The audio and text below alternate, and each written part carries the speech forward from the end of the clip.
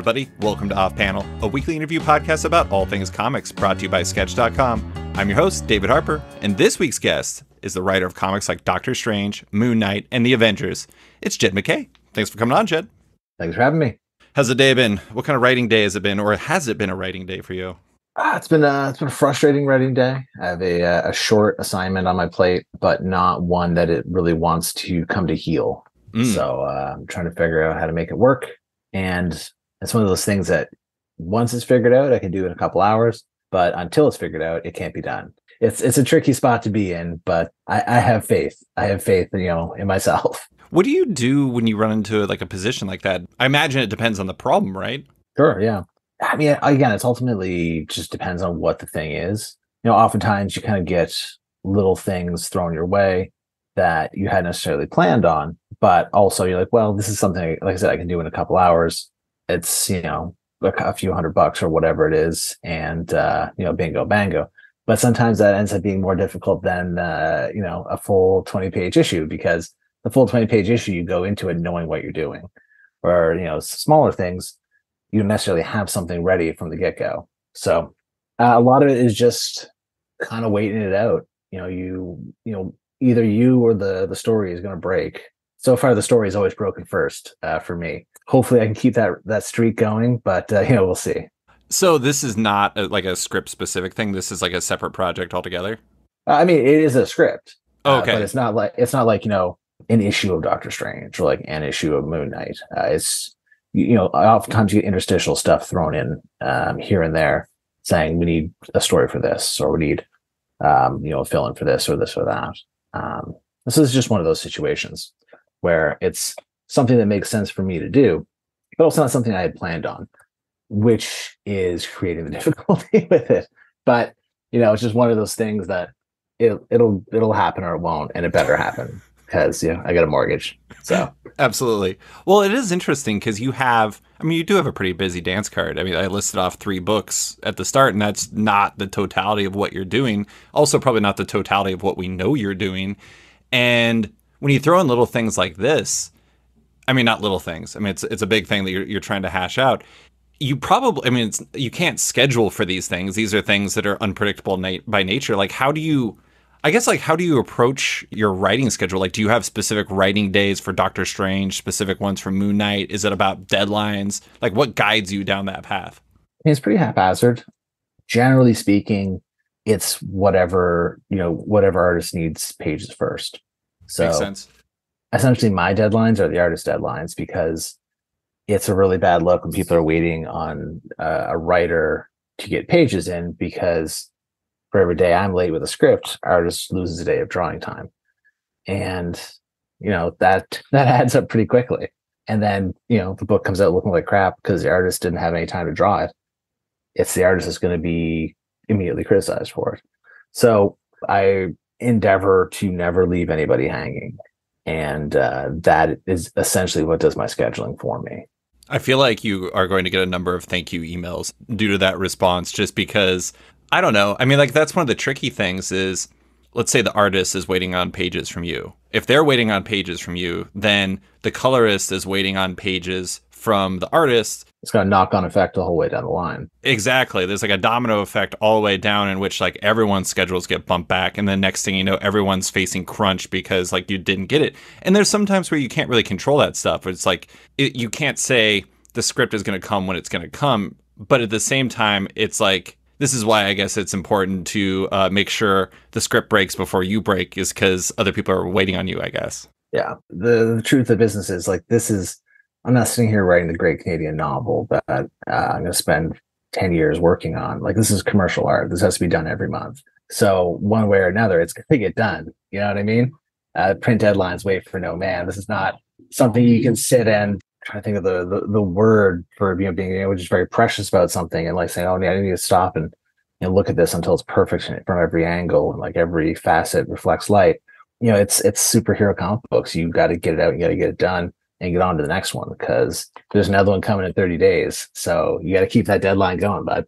And you also can't let perfect be the enemy of the good, because it's sure. Like, I mean, there's a lot of very good comics out there that aren't necessarily perfect, but at the same time, like, how many comics are completely perfect? besides anyone that starts Stiltman, in my opinion. But what are you going to do? I mean, sure. I think that's kind of the essence of a lot of my writing philosophy in general is that I'll take something that's finished, that's good, than something that doesn't exist that's perfect. Because what are you gonna do with that, right? Right. You know, a lot of people like say, "Oh, I'm writing a novel, or I'm writing this, or I'm writing that," and they have all these ideas, but you know, the ideas aren't really that valuable. It's actually having a finished product, it's having something you've written down that is gives it any sort of value. So you know, that's I think it's a trap that we can all get caught in these kind of endless rounds of revision and not be able to let something go off to be worked on. Like I don't send off something that I think is bad. Otherwise, what's the point? You have someone draw a script that if you're not excited about it, the artist isn't going to be excited about it, and the readers are not going to be excited about it. But at the same time, you got to know when to let it go. I do think it's interesting. I was reading, before we get into your current work, I want to talk about your background, but I was reading about how when you were growing up, the comics that you first got into were like your dad's comics from the 1970s. And I presume that was probably like superhero comics because there was not. Yeah. And so it's interesting to look at that era because that was an era where they had to produce. Like they had to turn stuff around, but at the same time, get out the door. They had to get out the door, and like they were like in bullpens, and they had to make sure artists were getting fed and doing all this stuff like that. But at the same time, it's like it was also an era where a lot of really good stuff came out because I don't want to say it was because of the deadlines, but it was like I don't know. It was like they all had. It kind of seems like they almost had like a similar mentality to you. I'm curious as to like I don't know, like what comics were those, and like do you feel like that era has had a lasting impact on you and your approach? Because I kind of feel like you have a classic-ish feel to some of your writing. No, for sure. Yeah. I mean, I think there's a certain retro sensibility to my work. And I think a lot of that is informed by growing up on like 1970s superhero comics. Obviously, it's not the same thing. It's not, I'm not doing things that are essentially a replica of the way comics were made back then. But I think there's aspects of that inform the way I write comics and the way I write stories. Oftentimes I'm most comfortable doing stories that take place in, essentially a full story in one issue, as we've been doing in Moon Knight, pretty frequently, because we don't have like part 1 of 6 or whatever. It's just here's a piece of the story that something happens, is more or less resolved, but still moves the main story forward, which is weird because I don't know if people are used to that, because it seems, for Moon Knight, every issue I've written of Moon Knight, someone has described as filler. And I'm like, they can't all be filler, like they all move the story forward a bit, but we're focusing in on, the moments in these characters' lives. And for the most part, it seems to be effective. It's not a technique I can really employ in something like Avengers. It's a much bigger book with a lot more characters. The conflicts that play out in that book can't be resolved in 20 pages. You know what I mean? Mm-hmm. So we're starting to see things kind of balloon out a little more. But I mean, even in those days, you had the Avengers throwing it down against a bunch of bad guys. It was usually a couple issues. Yeah. Like Kree Scroll War was that era. And that was like how many parts? Like 14 or something like that? Yeah, for sure. I mean, I always bring up Avengers 130 as one of my favorite comics when I was a kid because it was such great value for money. You had the Avengers on one side. You had Masters of Evil? No, they're essentially the communist Avengers hanging out in Saigon. They're called the People's Defenders or Liberators or something like that. Yeah, I know who you're talking about. It was like Radioactive Man, Titanium Man, Crimson Dynamo. Yeah, Jason Aaron had them in the previous. There was a lot of Russian superheroes hanging out in the previous Avengers run. Yeah, that was the Winter Guard. Yeah, that's the thing I loved about that run of Avengers is especially early on. Jason was just putting out all these teams of weirdos. I'm like, this is great. Give me more of this. I love it. There's like, had Namor's Avengers, one of which was described as, I believe, a terrorist jellyfish. Yeah. They had the Russian superheroes. They had this new squadron. Yeah, regardless, it was a lot of fun. I love these just new teams of weirdos popping up. Anyways, I've gotten pretty far afield of what you're asking me. But yes, generally speaking, I do think that foundation has really influenced the way I write, specifically how I write superhero comics.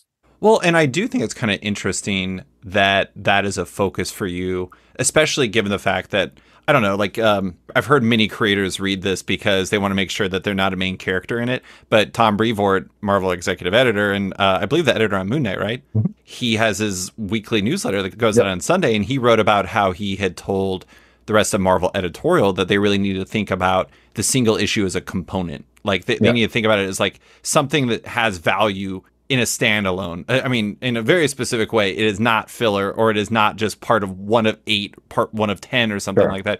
It has to exist as something that is a satisfying chunk unto itself. And it is interesting to hear you say that, and to hear, like, think about what Tom was saying, because that approach used to be a pretty standard thing. And now, I mean, and this is not me saying that I don't like decompression. I like decompression a whole lot. I think that there's value in both approaches.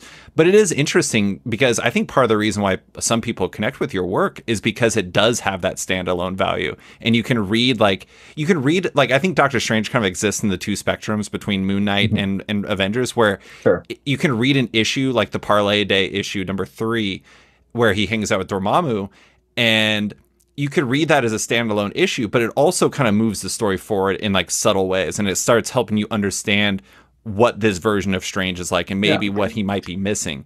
And I think that that is a really, like, when I read that, it's like I compared your Avengers run to like a mix between like Kurt Busiek and George Perez's with like Jonathan Hickman's run.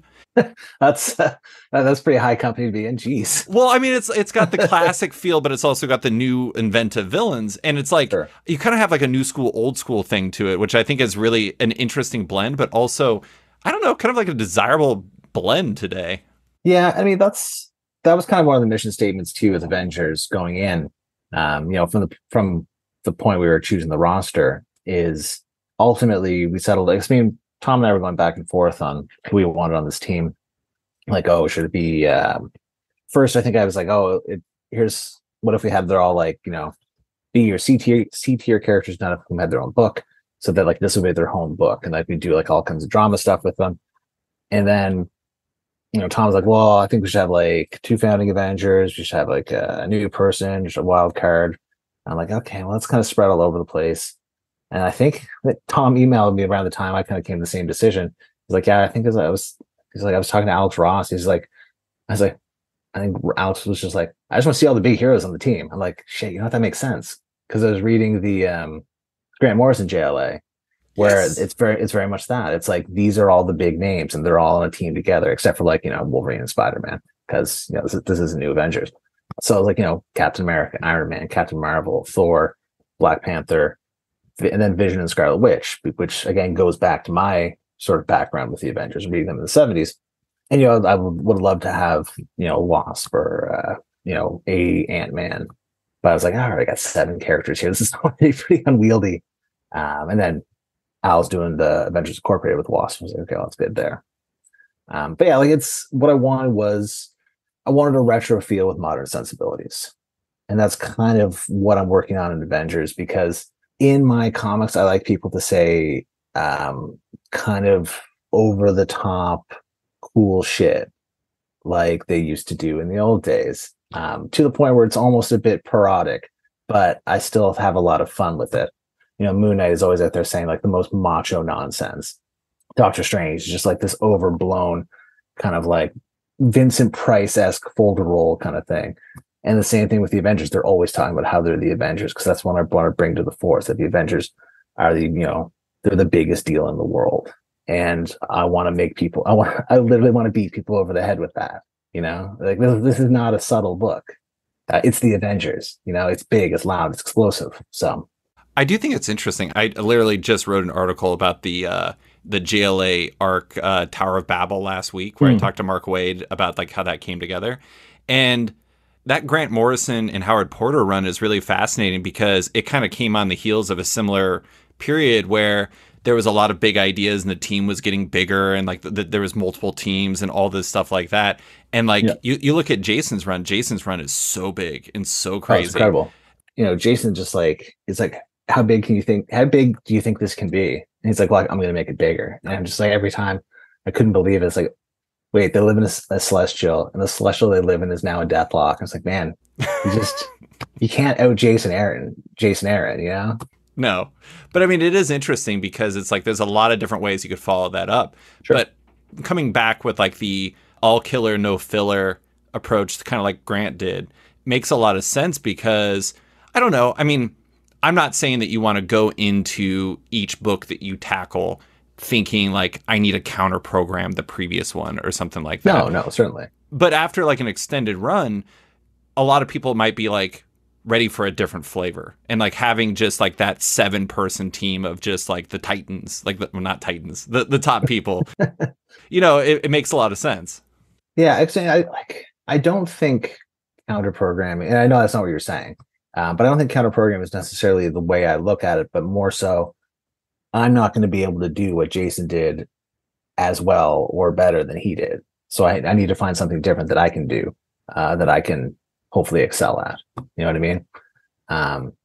It's the same thing, doing Moon Knight, where I'm not going to do a better coming to grips with mental illness story than like Jeff Lemire, who's like one of the most emotionally plugged in comic writers around. So I need to find a different angle on this character, tell a different kind of story that that suits my strengths, that I can hopefully shine with. Mm-hmm. I do think it's interesting though, because I have absolutely no idea if you have any input on the covers whatsoever. I'm guessing no. But the Moon Knight thing in particular is interesting because yours may have its own flavor where it's like different than the rest.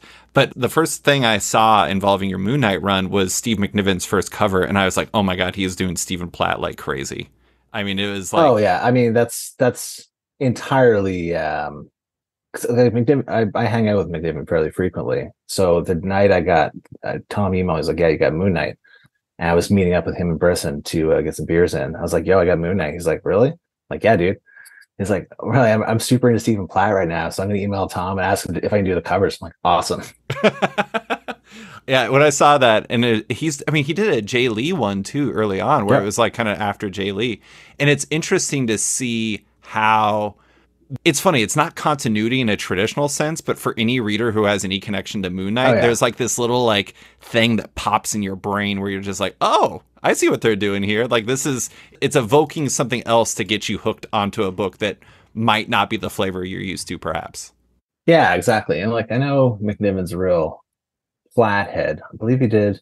Yeah, he did like a Stephen Platt style Boba Fett cover that he's very keen on.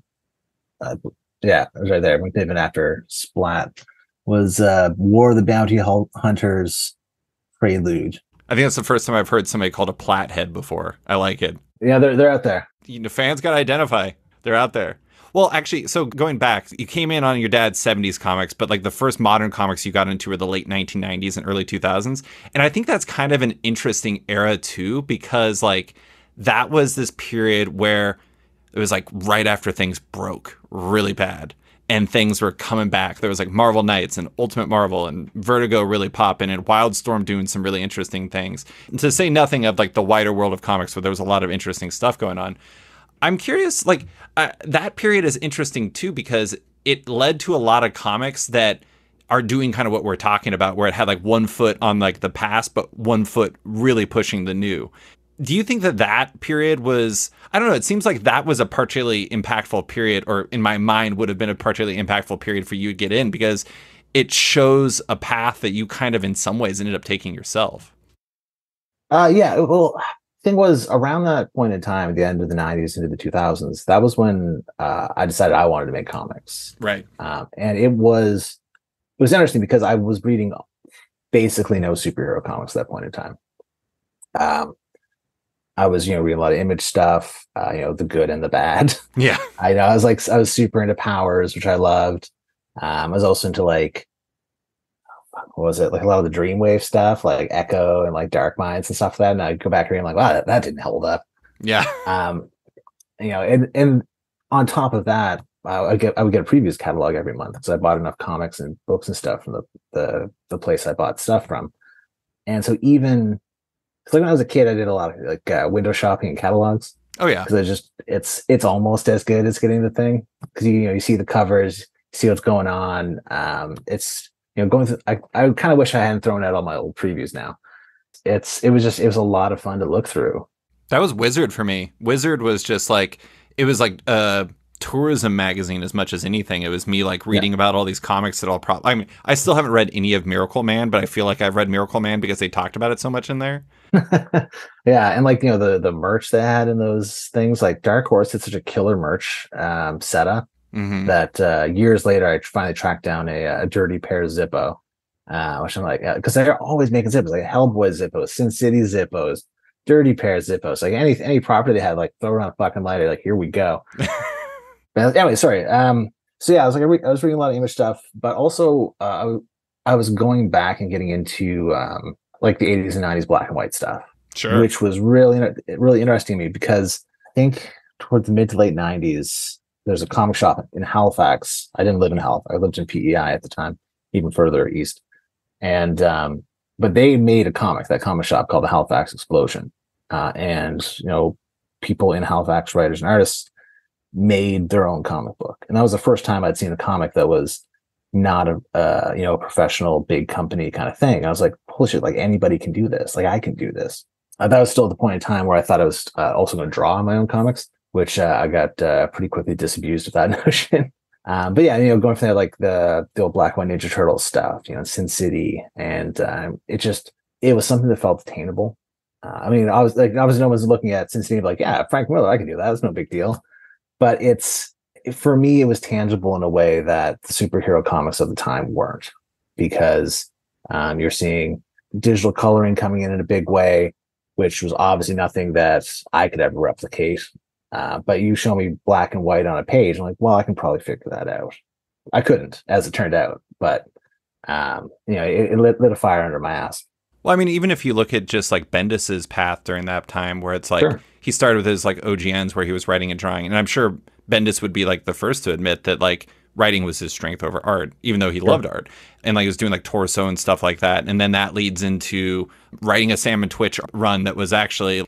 I don't know if you ever read any of his Sam and Twitch, but there's this Udaku arc on it that is amazing. But that leads into Powers, and next thing you know, not that you were necessarily saying, I can't wait to write my own stuff so I can eventually be the writer of Avengers. But I think seeing those things for a lot of people during that period made the idea of having a career where you act, or not necessarily having a career, but making your own comics, it made it attainable and realistic in a way that it hadn't been previously.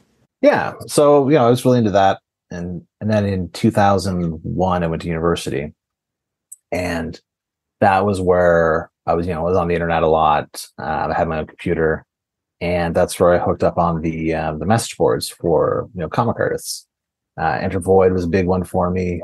Corey Lewis used to have a bunch of them, Ginger Box and Hugo and stuff like that. And that was where all young artists were coming together and showing off their work and like talking to each other and collaborating. That's where James Stokoe came from. He came in off the same message board I was on. His wife Marley was on there. Alicia Santos was off there. Guy that does Kill 6 Billion Demons was on there, I think, briefly. So it's a really interesting time. It's a really kind of fertile ground for all these young artists, because all you needed was a computer and a scanner, and you had your stuff in digital files you could put on the internet and show to people, or start a webcomic. Or collaborate with people. So that was what I was really into. And again, I still thought I was going to draw at that time.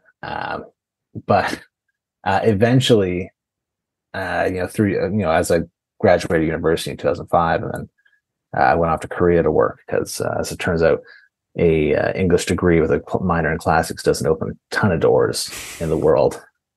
I hooked up with my friend Sheldon, who's an artist in Australia. He was like, listen, I need something to draw. You wrote a script for someone else last year. It's floating around the forums. It's like, can I draw that instead? I was like, yeah, sure, go ahead. And that was how we started making comics. I would write and Sheldon would draw. And we had just like a really crass, violent comic called Armed Philosophers. Yeah, that was essentially how I started making comics. It was around 2000. That's our first comic we made in 2005. Around 2010, he'd been scouted by Marvel. He'd been doing the convention tour, and he was doing shorts for them for like, those anthologies, books that they were doing. And he got tasked to do a story in X-Men Serve and Protect #4, where you have an X-Men character and a non-X-Men character teaming up. And he's like, listen, man, I don't know any of these characters. He's like, why don't you write this for me? We'll both get paid, and then like I don't have to worry about this. He's like, all I could think of is like Wolverine and Venom. They're like, yeah, that's literally what everyone is asking for. So yeah, we did, Dazzler, Daughters of the Dragon team up. I have the first page of it on my wall, and that was my first published Marvel work. Did you have other published material before then, or was it just you guys riffing online, basically? It was just us frigging around. One of our stories was in, was it Lulu? That was like a self-publishing kind of thing. I don't remember that. Yeah, it was like a self-pub. It was like you could send them stuff and they would print it for you, essentially. Okay. So the message board Void did their own anthology and printed it via that website. But that was the only thing I had published beforehand. And now, a quick word from one of our sponsors. Do you wish that buying and reading digital comics was even easier? Well, I have good news. Omnibus is here for you. Omnibus is a modern digital comic book store and reader app carrying your favorite single issues, volumes, and omnibuses all day and date. They're pay per book, just like your LCS, but digital, so you're already used to the experience. Their focus is on building an excellent customer shopping and reading experience and using novel discovery features to help fans find their next new favorite book. They feature top-tier content and already have many of the top publishers in comics today on board. Want to find the right digital comic shop for you? Download Omnibus today on the Apple App Store to do just that. And now, back to the show. I did think it was interesting. So you did like X-Men Serve and Protect #4. You did a Spider-Verse issue or story, and then you did Edge of Spider-Geddon #1. Those were your first 3 projects, and they were over an 8-year stretch. That's the interesting part to me, because I think a lot of people would, I say this like not saying that you're wrong, obviously you're not wrong to do it, but yeah. That's a long time for kind of a trickle. Like, did you have any skepticism about whether you were going to make it in comics during that period? Like, were you still trying, or did these things just kind of keep popping up? I mean, there's no skepticism. I just knew I wasn't going to make it. Yeah. Like, if you got 16 pages in the better part of a decade, you're like, well, this is pretty much done.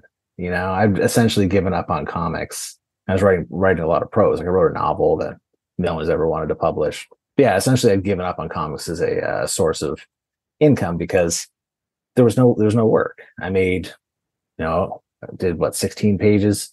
I made okay money off of it, but certainly you can't do 8 pages every 4 years and expect to pay your rent or your student loans or what have you. Right. So yeah, by the time Spider-Geddon or Edge of Spider-Geddon #1 came around, I'd gone back to school. I'd been a teacher, and I was working at a school. And Nick emailed Sheldon and I was like, yeah, we're bringing back the Spider-Punk character that you guys, fleshed out and gave an identity for a full issue. It's like, do you guys want to have another go at it? And Sheldon was busy doing storyboarding for Ninja Turtles. And I was like, yeah, no, of course I'll do that. And he's like, great. He's like, turn it around fast. I'm like, sure.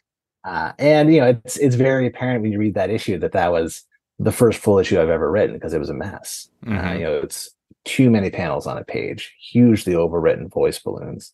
You look at those first couple pages, and there's so much text on that page. But it's still there are some good gags. There's some good jokes, a good bit of action. But yeah, that was the first full issue I did, and then I emailed Nick afterwards. Nick Lowe, the Spider-Man editor, and I was like, this is an email I'd sent several times before. I'm like, I had a great time working on this. I'd love to work together again if you've got anything. Obviously nothing is going to come of this, because nothing has ever come of this before. And he emailed me back and said, well, actually, I've got something for you. We're doing a Daughters of the Dragon miniseries. The team I had set up for it bounced or, fell apart or whatever happened. He's like, I got to turn this around really quick. How fast can you get me a pitch? I'm like, by tomorrow, as it turns out, because, I went from going like, well, comics was fun, but it's never going to happen, to be like, oh, wait, I have a miniseries now. Yeah. Can't let it perfect be. I mean, the good on that one, though. That's the thing. Like, I learned a lot working on Daughters, because, I'd turn in a page script of like an 11 panel page, like doing like a David Aha kind of thing. And Nick would email me back, like, what are you doing? Like, what is wrong with you? Like, do you want to make every artist quit off this book? Like, he's like, 5 panels, 6 if you really need them, 4 would be better. I'm like, oh, well, shit. Okay, that makes a lot of sense. It's like, also cut half of your dialogue, because this is ridiculous. I'm like, oh, you know what? Fair enough. So yeah, that was a real crash course on like how to really make comics, with Daughters of the Dragon. I do think it's interesting. That was one thing I was going to bring up is the editor on your first 3 comics was Nick Lowe. And the editor on was Black Cat your first ongoing? Yep. Yeah, the editor on your first ongoing was Nick Lowe. I did almost all my work for Nick before I started working for Tom. I can tell you that Nick doesn't do this very often, but Nick emailed me personally to tell me that I need to read Black Cat because he really believed in you, basically. Oh, really? Yeah. It was, I think the day it came out and he like sent me, he was just like, you got to read this. This is a really good book. You need to pay attention to this. And I'm just like, leave me alone, Nick. What are you doing? And I'm just kidding. I actually did read it and it's very good. But I do think it's interesting because it sounds like you were very much learning on the job. And if you were working with the wrong person, they would have just been like, I'm going to get somebody else. But sure. Nick worked with you. Like, was Nick kind of like the patron saint of Jed? Oh, for sure. I mean, like, I wouldn't have a career if it wasn't for Nick Lowe. He gave me my first job, gave me my first big book, first mini. Nick's confidence in my work is the only reason that I have this career. I'm very transparent about the fact that 90% of having a career in comic books is just getting lucky, making a connection with the right person, being where you need to be at the right time. The other side of that coin is when that opportunity comes, you have to be ready because you can get that opportunity, you can fuck it up incredibly badly. And then that's it. Prior to working in comics, I had a writing club where every month I had to complete a full story. And then, I'd read it to my writing club and we, discuss it, critique, whatever. But it was a point of pride that I refused to turn up to this writing club without a completed story. Mm-hmm. And that's what taught me to write to a deadline. That's what taught me to write. Again, having something finished is much more preferable to having something that doesn't exist. And that's a lot where that came from. So if I didn't have that ethos, when Nick's like, here's your first job, so see what you got, and just completely destroyed the schedule or said, oh, I can't figure it out or whatever, then, I'd still be a junior high teacher. I do think it's interesting. I'm not saying you're wrong when it comes to like luck being a factor, because luck is certainly a factor. Sure. But at the same time, it's like, I do think that you have to be the type of person that when the opportunity presents itself, you have to be willing to take that chance. Because there's a version of this where he's like, can you turn around something for Daughters of the Dragon? And you're like, no, that's like unrealistic. And like, sometimes that's a perfectly reasonable response. But if you didn't do that, you might be a teacher still. And not that being a teacher is bad, but you wouldn't be on this podcast. That's for damn sure. And I mean, what a loss. What a loss for the world. I mean, geez. Yeah. But also the thing is too, with something like Daughters, it's Daughters of the Dragon, it's digital first book. It was a relatively low risk thing where it's like, even if it's bad, no one's really going to care that much. Trying is certainly better than turning off an opportunity that I was very used to not getting opportunities or like extremely long gaps between opportunities given to me. I mean, you also put yourself in a position by responding to that. Now, you finished the one story for Edge of Spider-Geddon. You responded to him and you said, like, if you got anything else, some people might skip that, after having only like the 3 projects, but it put yourself in a position to get something else. But I did want to ask about Black Cat #1 in specific, because it is a fascinating book in a lot of ways. But one of the ways it was fascinating is the fact that it was this massively ordered book that led all titles the month it was released and ended up being the 4th most ordered comic in 2019. There was a lot of reasons for that, obviously, but do you think how it was ordered changed how you were viewed, either like internally at Marvel or externally by fans and retailers? Or is that not something you really think or care about? I don't think it really made much difference reputation-wise I think it helped in that it got into a lot more people's hands. Absolutely. People wouldn't ordinarily pick up a Black Cat book. So then they read it and maybe they liked it. And then maybe they say, okay, well, that's a name I'm interested in. In general, I mean, listen, they sell like, 250,000, 275,000, something like that. Yeah. Like, they weren't buying that on the strength of the Jed MacKay brand. Right? Hey, no self-slander on this podcast. No, it's I'm merely being realistic here. I know, Art German, J. Scott Campbell. Yeah, like it's fine. It's fine. It doesn't hurt my feelings. I'm well aware of that. But it's kind of a business card in a lot of ways. I mean, not to devalue it, but it's just like, it's a feather in my cap, certainly. When Avengers was announced, it was really interesting because I actually went through Reddit to see kind of like how people responded to it. And the #1 thing that people pointed, there was a lot of people who were like, Moon Knight's great. This is really cool. But there's a lot of people who were just like, Black Cat rules. This guy knows what he's doing. There's also like at least one person who said they were like, just didn't inspire excitement. That was me. I think. Yeah, I know. That was me. Thanks for bringing that up. Now it's awkward. But it's interesting though because yeah, sure, it was ordered heavily because it had a really really smart cover program that was put together for it. But at the same time, you got in those people's hands, and like Yeah. that is a huge. I mean, especially in today's market, that is a huge step that you might not get otherwise. And like once you have that,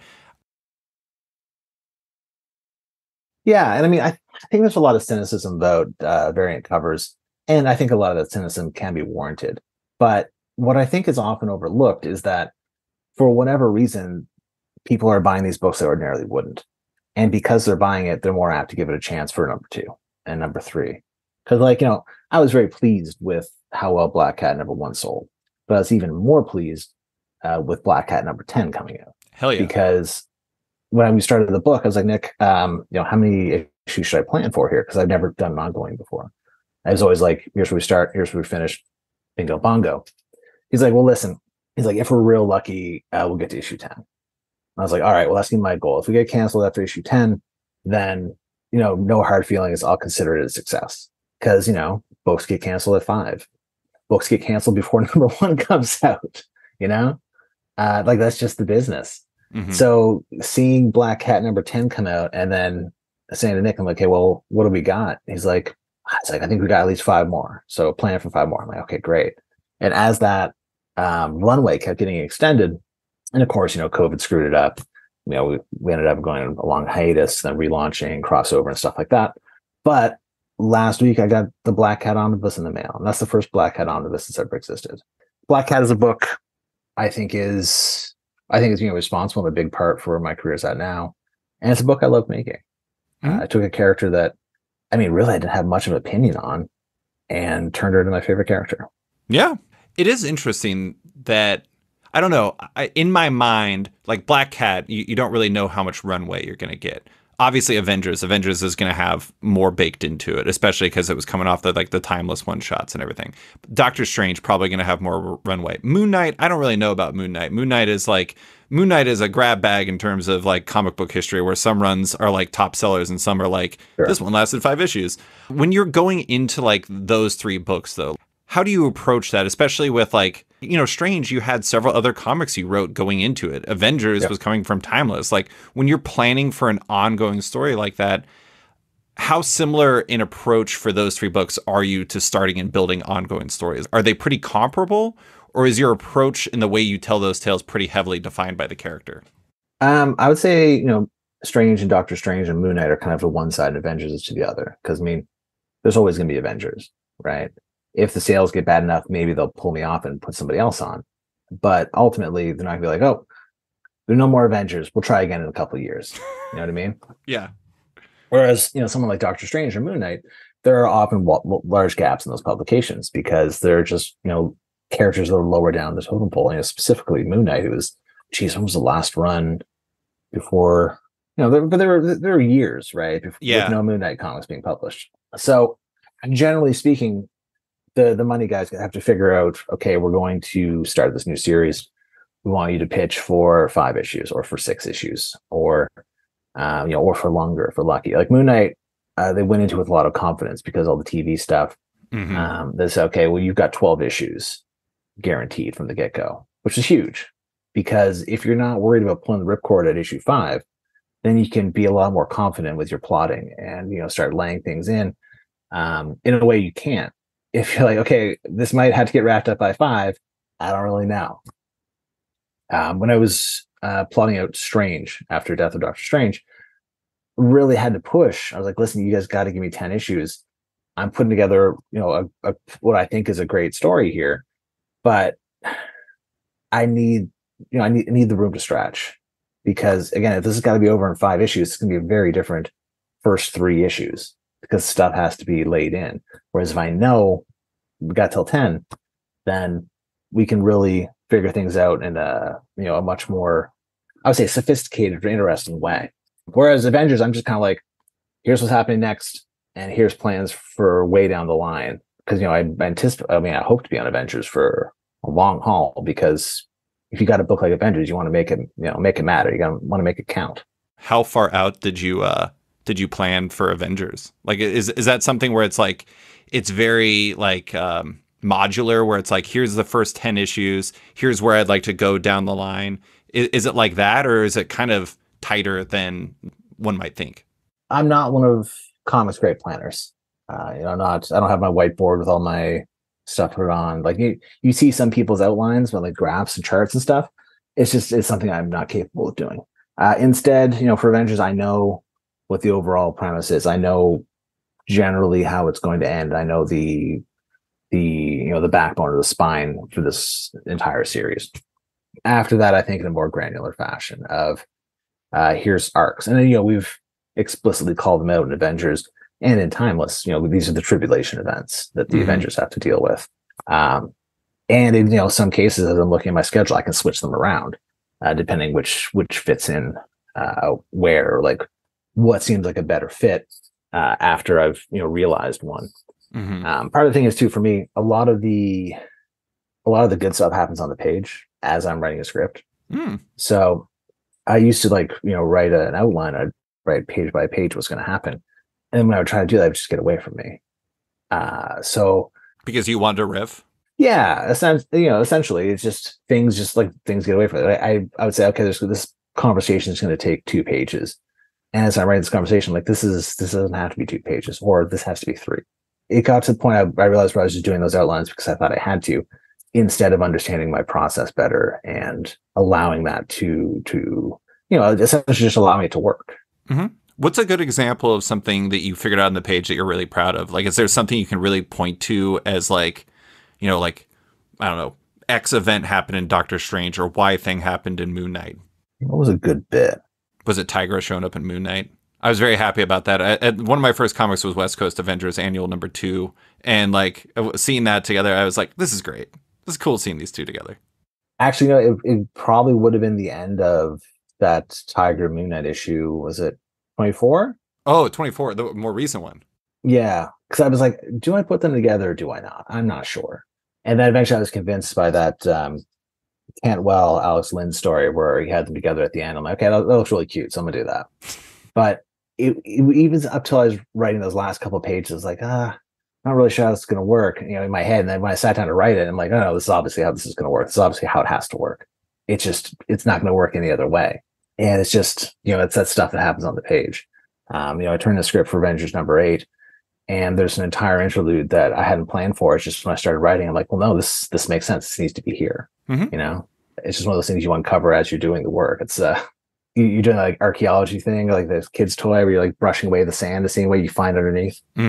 Mark Waid once told me that, I think it was when I was writing this feature on Impulse and how that series kind of came together. And one of the things that he really enjoys doing is finishing an issue with a cliffhanger and like not knowing what his answer to that is going to be until he writes the next script.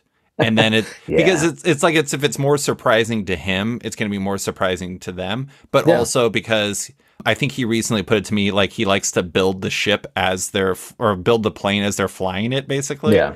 And it is interesting to think about that. One other thing I wanted to bring up was, so obviously Avengers, you're having this plan for. Moon Knight, you're having this plan for. You have all this going.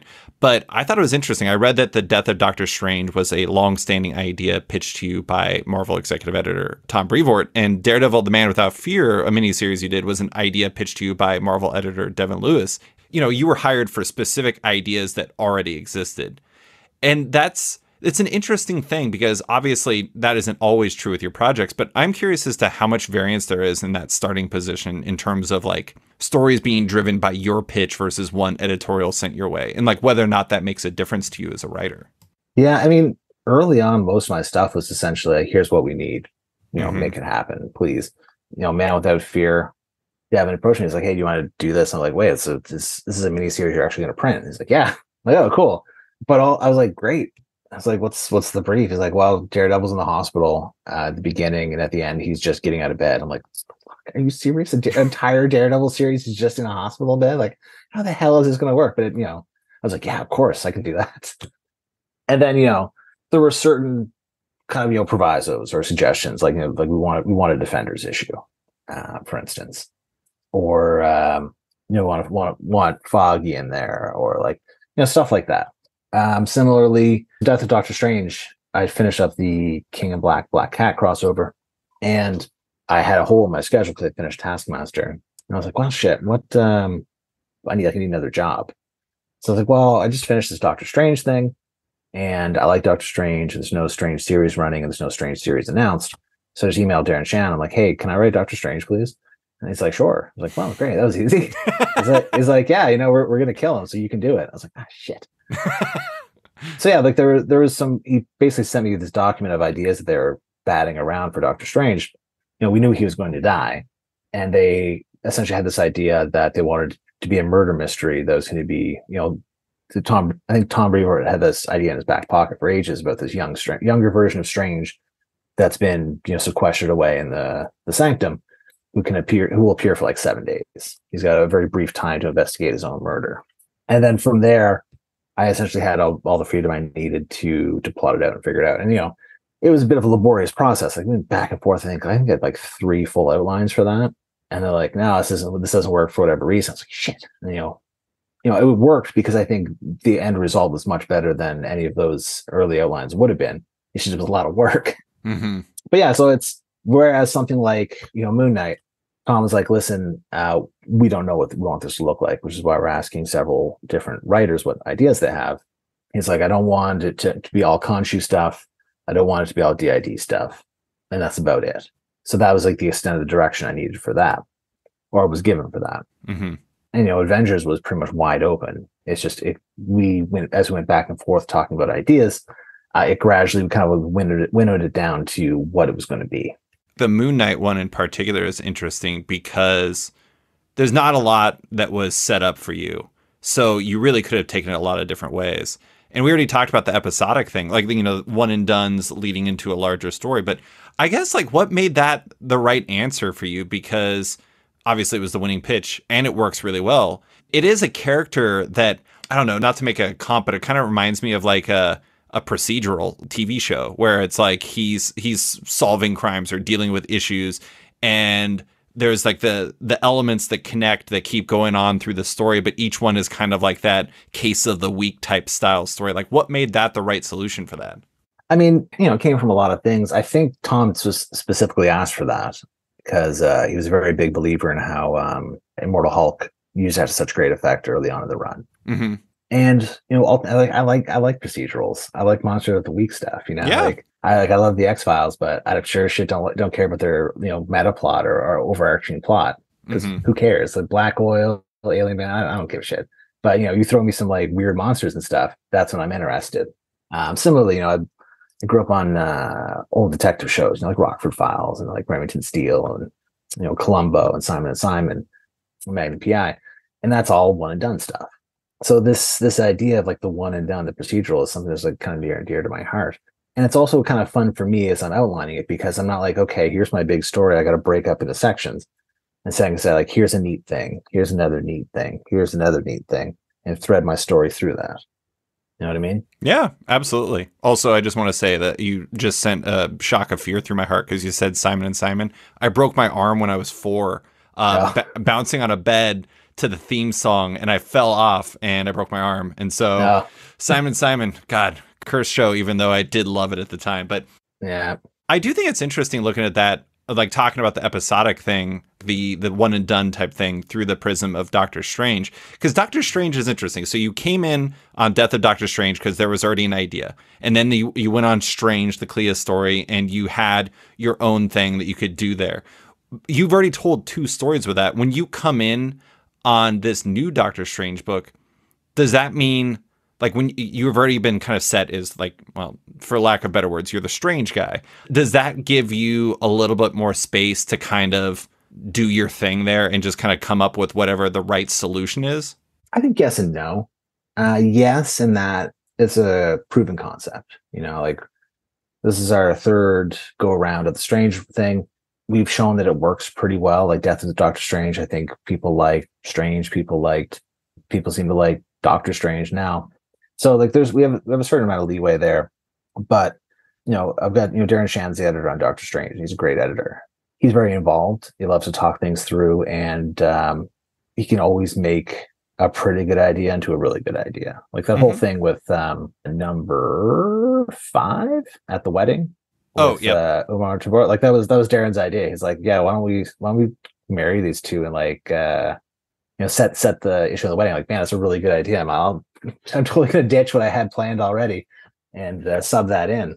So, Strange is the book has got a lot of guidance because Darren's very hands on, and it's great because like we work really well together, and he's got a lot of great ideas. But at the same time, I think editorially we're given a fair bit of leeway from the higher ups because it's a proven concept. We've done this before; it's done pretty well, and generally all we have to do is keep that momentum going as well as we can. And now, a quick word from one of our sponsors.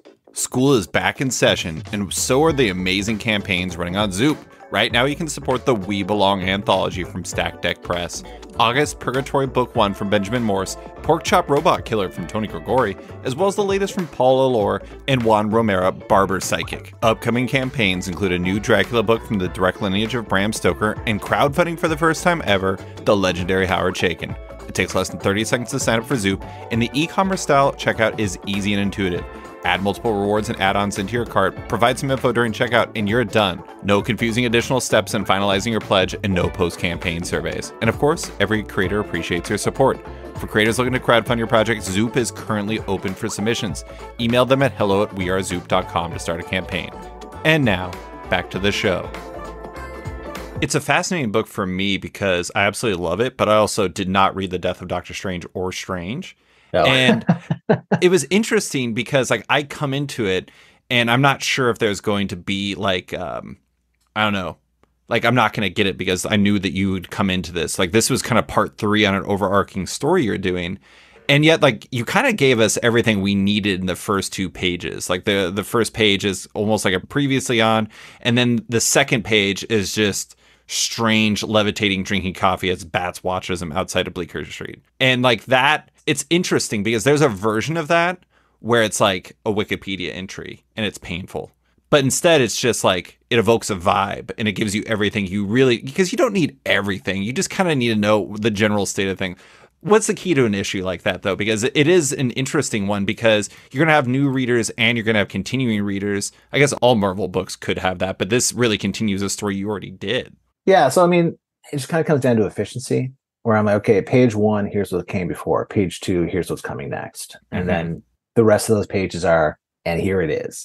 It's like, I died, came back to life, a lot of shit went down, but things are pretty good right now, and now I'm working again. And then we see that work immediately afterwards. I really like writing first issues because I really like introducing people to characters, even though it's the third introduction to the world of Doctor Strange. It's my third number. We had Doctor Strange number 1. We had Strange number 1. I got Doctor Strange number 1. But it's just kind of one of the joys of the job is because we love working with these characters, even when we make their lives difficult or significantly shorter. And it's a great opportunity to show the reader why we love these characters and why they should too. Yeah. So Doctor Strange number 1, it's saying here's what happened to Doctor Strange, here's who he is now, and here's him doing his thing. He's talking to Spider-Man, he's talking to Daredevil, he's hanging out with his wife and his dog. It's just fun. It's just fun to say like, here's where we're at, and then you finish up, buckle up, Scott. We're stepping on the gas now. I presume you've seen the movie Ant-Man. Yes. Okay. It's funny. I often think about. There's this scene where Michael Peña's character, Luis, is explaining this plan to Scott Lang, and it's really complicated. It's unnecessarily complicated. And there's this one character off to the side who says, "Old man, have safe." And it's funny because I feel like your approach to that introduction is a very simplified version that is exactly what you need and like terribly uncomplicated in the way it needs to be, because I think sometimes people think previously ons need to kind of give us everything. Like I forgot what it was. I was watching some show on Netflix and it started with a previously on. It was like 7 minutes long. And I'm just like, why did I just watch the whole series? This is ridiculous. Yeah, you're like, now I got a 13-minute long episode. I know, it's terrible, but it is interesting because I don't know. I mean, the art of the first issue is fascinating for Marvel Comics because you can make an assumption that there's general familiarity with these characters, but you also don't know whose first issue this truly is. And so there's always like a kind of a line you have to walk between those two where it's like you give the important facts, but you don't give them so much that you get mired in exposition. Yeah, and also as important is that, if we sell enough of these trade paperbacks of Death of Doctor Strange, I get money. So I want people to go back and buy those. Yeah.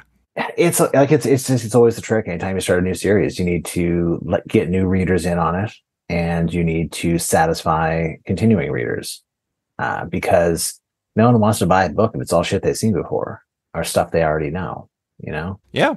Longtime fans could see Doctor Strange hanging out with Spider-Man, and which everyone always likes, and new fans could see, okay, well, here's Doctor Strange, here's what he's up to, here's where we're going.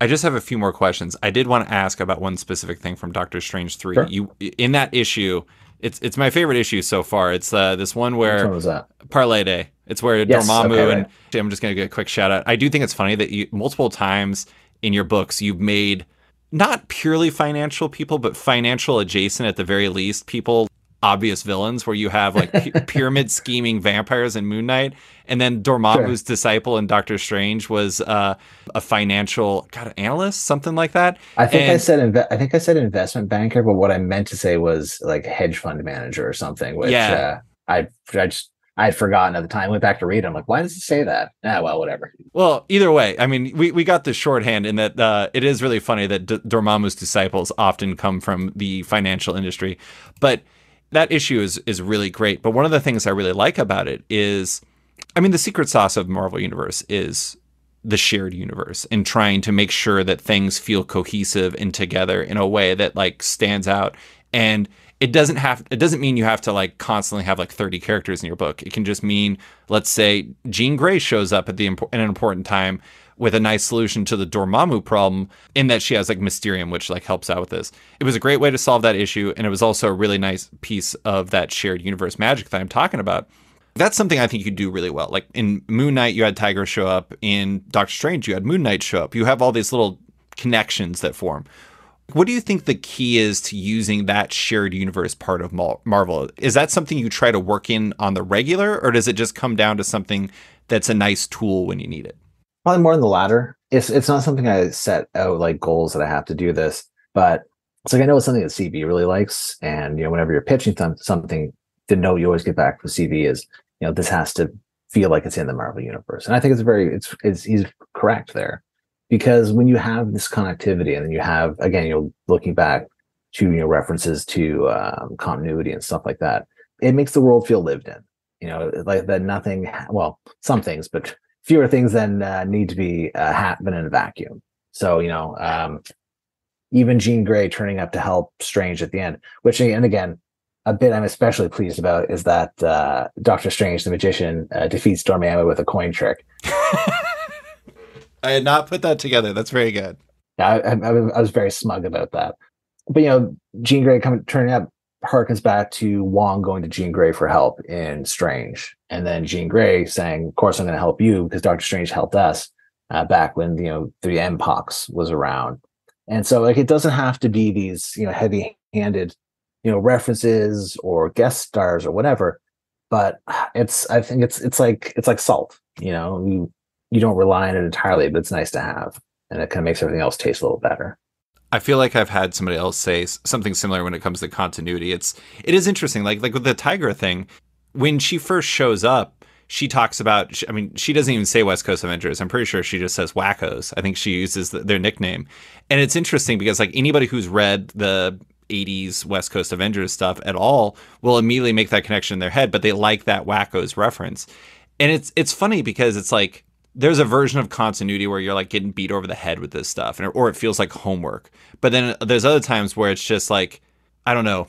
I think it was John Layman. It might have been John Layman. I think he was the one who told me that continuity is just basically like life, basically, where it's like, it's just like my continuity is that, yesterday I had a sandwich and this happened. But that doesn't mean I have to reference that every time somebody comes to talk to me. I mean, like I know people who do, and it's incredibly tedious. That's too many sandwiches. Too many sandwiches. Yeah. You mean when it comes to writing, or you mean just in life? Oh, I just mean in life. I did want to bring up your artistic collaborators, specifically Pasquale Ferry, because Pasquale Ferry is like that. I mentioned that the first 2 pages. That second, as soon as I saw the way he showed Strange levitating and just like the very spare dialogue you had, where I think you just said like the doctor is in basically. Oh no, it says there was actually no dialogue, it was just a cap. I think it said like the work never ends or something like that. Oh, the work never ends. That's it. That's it. And it just like had this big page of beautiful art by him and Matt Hollingsworth. I was instantaneously sold. When it comes to like your artistic collaborators, like does it come down to writing something that you know that plays to like Pasquale's strengths like that, or does it just work out that way? Not as much as perhaps it should, but then again, I generally write very sparsely. My scripts have a fairly low word count because I generally give an artist, I try to give an artist only what they need. I don't want to over direct a page, or I don't want to over direct the art outside of what I think is necessary for the story to work, for the dialogue to work, because I'm not an artist. You know, these guys are professionals. They're going to come at it in a way that's much more interesting than I would make up. So for Pascal, I know the things he's good. He's good at everything. Yeah. As he's sending pages for number 9. You think of Pascal is just like a lot of like the whimsy and the psychedelia and the magic, but he's just trying to just like knock down, drag out fight that's just absolutely vicious. And I knew you had it in you. I just didn't expect it to see it like this, Mm-hmm. So, I would draw stuff where generally I'd say, the wedding, I'm like, they're at a wedding. There's a bunch of weirdos, kind of go nuts on it. Do what you want. That's why stuff like the Eye of Agamotto floating around and like looking at stuff on its own. That's entirely Pascal's invention. It's fantastic. It's so charming. It is really charming. Yeah. It's really fascinating to see kind of what he comes up with. This is something I actually wrote about recently. I think it was in that article you referenced earlier, but I really like how, I don't know if it's Darren Shan or if it's somebody else or however it works out, but it reminds me of Immortal Hulk in the sense that Pasquale is getting his books issues that he gets to do, but when there's like the Agents of Wand issue, you can bring in Andy McDonald, or when there's like the War Strange, I forgot what the full name for him is. You bring in is it Juan General Gedeon? Strange. Oh yeah. Oh yeah, Juan. Yeah, it was Juan Gedeon, and these are stories that exist within the larger story, but they're separate from the main thread that Pasquale is doing, and so it works out really nice for readers because it's like it is a fill-in artist, but it's a fill-in artist that's strategically placed into a story that is separate from the main story. Yeah, Darren's really good with that. It's something he's very concerned about. It's this kind of like continuity of aesthetics, I guess. Even in Strange, we did the same thing. Lee came in to do that Wong issue, for instance. Oh yeah, is that that flashback story with Pandora and Strange? That then even then, Marcelo doing the bookend. So, but yeah, I think it's a useful way to do it, and that's generally Darren's thing, where he's like, listen, we're going to have to spell an artist at this point. What can we do to make it less jarring? And that's where we get things that kind of moving around the schedule a little bit to make that work out. Because I don't think that Wand issue was supposed to be that issue. I think that and the Dormammu one were originally transposed. But Darren was like, listen, story-wise, this works better, and also artist scheduling-wise, this works a lot better too. So I was like, yeah, well, I'll sounds good. And that's that's what we did. And it was great to have Andy back after doing that the backup in number 1. So again, more of that sort of continuity aesthetic when we see Wong and Pandora and Dr. Z and Wand, it's that same aesthetic as when they're first introduced in number 1. Also, Andy McDonald rules. So I'm never going to be sad about him showing up.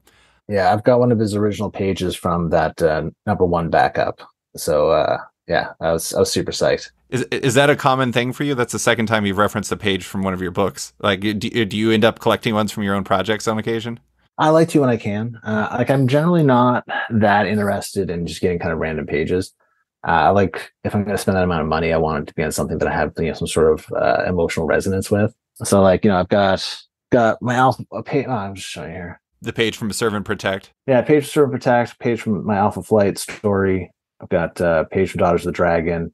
And then just like kind of other stuff I just like. I've got a couple of pages from The Old Men in Black. I got a page from Clary and the Witch Boy, which was a big book for me. So, the Fraser Irving. So, yeah, I'm not a huge collector. I'm not out there all the time, but now that I actually have a place where I have a wall I can hang stuff in, because previously this stuff just sat in my closet for years because I just didn't have a wall for it. So we lived in a tiny apartment. So I do not differ from you whatsoever. I mean, I do collect the occasional original page, but I'm always drawn ones that I have personal resonance to. Like, for yeah, for example, sure. I was in an issue of Chew, and of course, I went to Rob Oh, Guillory and I was like, "Can I buy this?" And he was like, "Yes." And I'm like, "I will give you money for that, please." And yeah.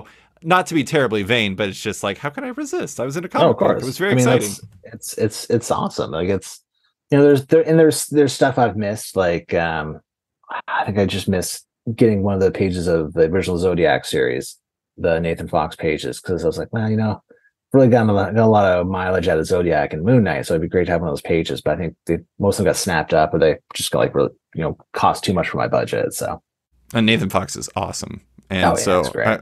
I that guy is just unbelievable. All right, last question for you. I did want to ask about, I don't know, I mean, I think it's kind of interesting. Like we talked about how you had this extended stretch where you were, am I going to make it in comics? Am I not going to make it in comics? It's not really working out. And then next thing you know, you were writing the Avengers. I know that is a wild oversimplification of your career. Yeah, I mean that's compacting 4 or 5 years pretty.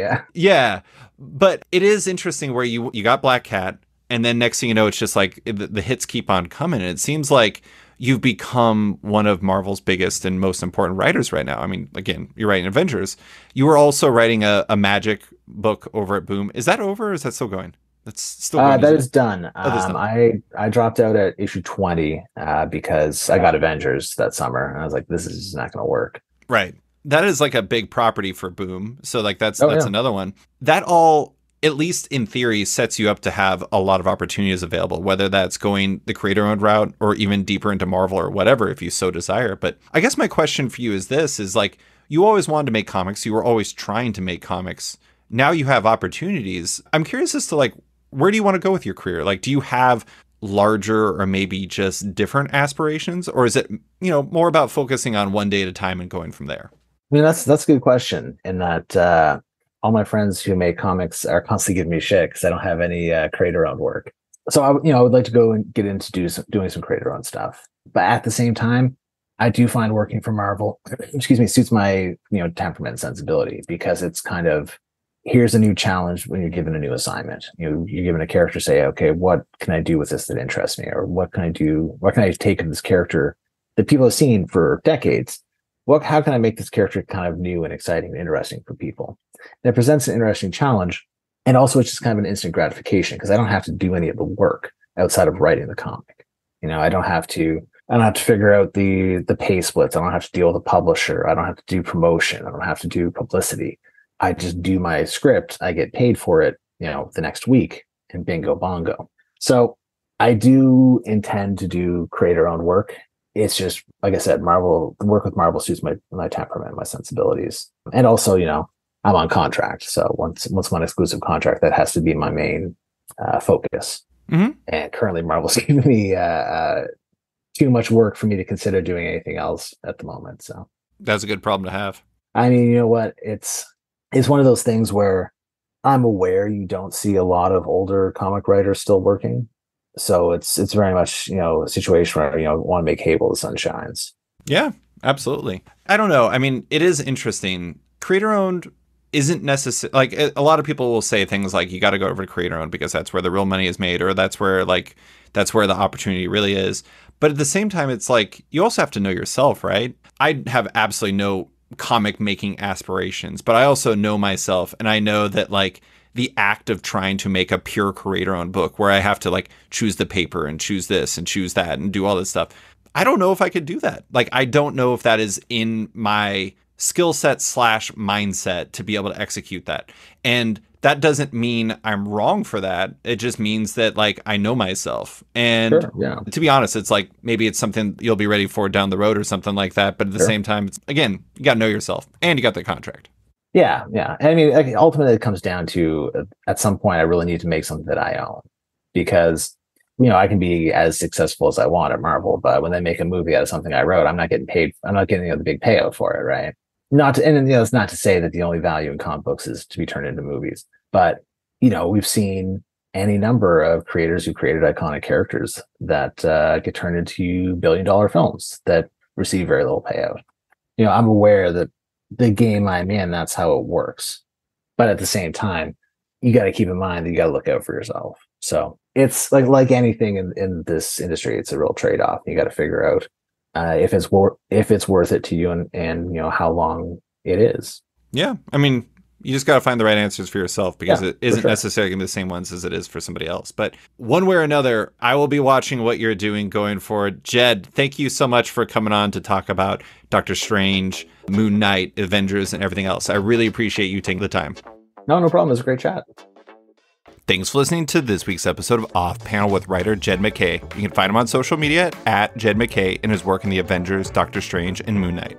Big thanks to Deanna Chapman for stepping in to edit this podcast. If it sounds better than usual, it's thanks to her. Love Off Panel, want to support it? Subscribe to the podcast on Apple Podcasts today and give the show a rating or review while you're at it, but 5 stars only. You can also support the show by backing it on Patreon. Find the show at patreon.com/offpanel. And when you back it on there, you get early access to each week's podcast, as well as weekly content and more. Want even more? Subscribe to my subscription comic site, Sketched, at sketch.com for long-form articles, interviews, and the rest of the site's content. You can find Off Panel and Sketched on social media by following on Twitter and Instagram at SketchComic, or following me at @SliceFriedGold. Big thanks to all my existing patrons, including Kenny Myers, Andrew Lehman, Christina Merkler, Mike Cancel, Scott Place, Darcy Van Polges, Kevin Bides, Travis Schmeiser, Tom Evans, Natalie Mockery, Reed Beeman, Kelly Zudakonic, Max Wood, Jeremy Lambert, Brian Hole, Matteo Ciccati, Chris Doré, Nir Levy, Dennis Hoffman, Jason Hussa, Kieran Gillen, Jonathan Kent Uratam, Henry Johnson, Jingo Boren, James Tynan IV, Chris Langford, Jason Wood, Tom Peachy, Ben Damstead, Rom V, Nick Walker, Patrick Coyle, Isaac Warren, Scott Carpenter, Rent Narb Studios Comics, Capes and Tights Podcast, Klaus Van de Ven, Brian, Subman Industries, Jack Mulqueen, Kyle, Carl Kerschel, Robert Masella, Elza Chartier, Luke Nakashoji, Dr. Luke, Scott Hazelwood, Canadian by Proxy, Bradley Rader, Carl Choi, Brandon DePillis, Patrick Brower, Declan Shelby, Dan Garino, Adam Freeman, Ben Wild, Brian Klein Q, Nick Bennett, Birdcage Comics Cafe, Susanna Polo, Reed Hinkley Barnes, Mario Tiambang, Andrew Carita, Matt Mahoney, Stefan Hall, Philip Myrick, Chris Pachalo, Torin Grunbeck, Fuzz Bubbles, Christopher Todd, Transmitter Down, Wald's Comics and Books, Akil Wilson, Alex Dimitriopoulos, Terry Dodson, Wesley Giff, Sean Kirkham, Julia Anta, Brett A. Schmidt, Jason Goodmanson, Paul Reinwan, Vita Ayala, Akil, Philip Seavey, Al Ewing, Ryan Alcock, David Kelly, Nick Polito, Matthew Groom, Jason Massey, Adam Bogart, Matthew Taylor, Nick Patera, Jacob Sorelli, Ford Gilmore, David Baraldi, Nick Hall, Bjorn Basin, John Hendricks, Steve Anderson, Ian Maxwell, Cliff Chang, Carl McMahon, Scott McGovern, Nathan Fairbairn, Adam Highfield, Fiona Stables, Mark Abnett, Michael Shirley, Tom Barnett, Jim Demonacos, Norbert, Nick Lowe, James Kaplan, and Mission Comics and Art in San Francisco. You guys are all the best. A quick thanks to Wolfpack for letting me use their song Outro as the show's opening theme, and to Upright T-Rex Music, who wrote performed Off Panel's outro and ad music just for the show. Check out their music on Spotify because it's completely delightful. Thanks for listening, and tune in next week for another episode.